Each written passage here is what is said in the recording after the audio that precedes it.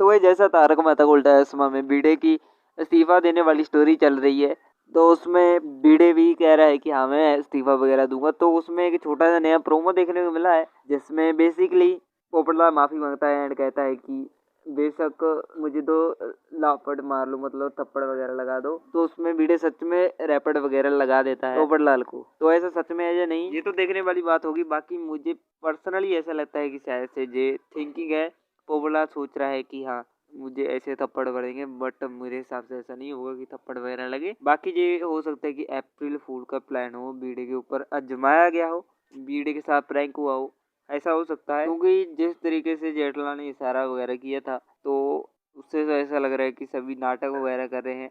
बाकी आगे देखना इंटरेस्टिंग होगी क्या ट्विस्ट लाते हैं गोकुलधाम वाले। बाकी वीडियो थोड़ा सा पसंद है तो लाइक जरूर से कर लीजिए, चैनल अपने प्लीज सब्सक्राइब कर लीजिए, क्योंकि तारक मेहता का उल्टा चश्मा लेटेस्ट चैनल पे मिलते हैं। तब मिलते हैं इस न्यू वीडियो में। बाय।